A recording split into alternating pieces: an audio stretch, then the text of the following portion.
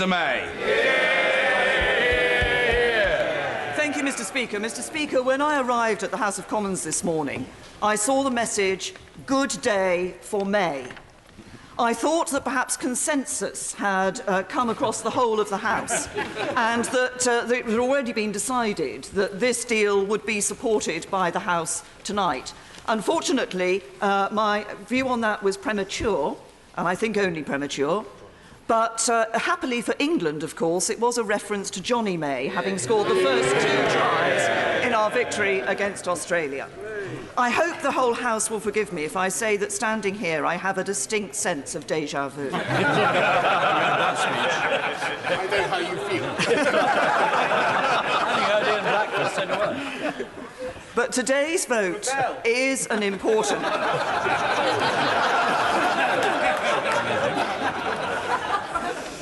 Well, I intend to rebel against all of those who don't want to vote to deliver Brexit.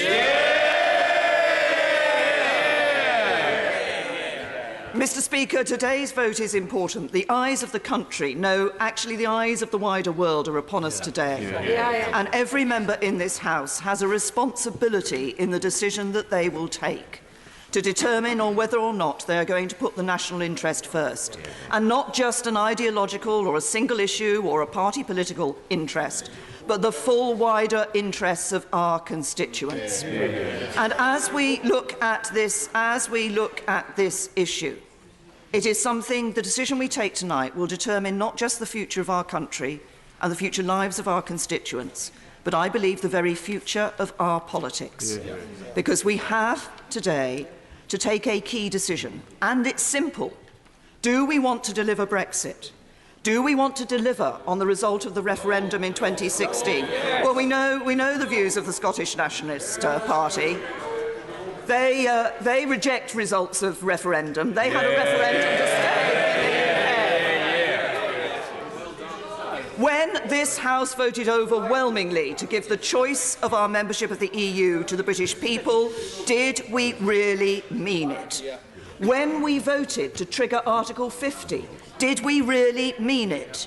When the 2 main parties represented in this House stood on manifestos in the 2017 general election to deliver Brexit, did we really mean it? I think there can only be one answer to that, and that is yes, we did mean it. Yes, we keep faith with the British people. Yes, we want to deliver Brexit. Absolutely. Because if the Honourable Lady will just wait for a minute, because if this Parliament did not mean it, then it is guilty of the most egregious con trick on the British people. There have been many views across this House.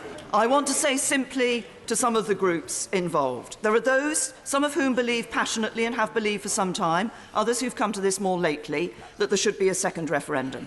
I say simply this: you cannot have a second referendum simply because some people don't agree with the result of the first. And I don't like... No, there are many people who want to speak, so I'm going to carry on. I've taken many interventions and questions across this House.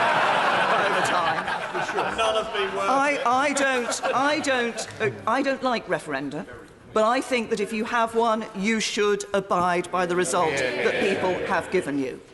Then there is the Labour Party front bench, and I've heard much from the Labour Party front bench over the last 3 years about the importance of protecting jobs, of protecting manufacturing, of protecting people's livelihoods.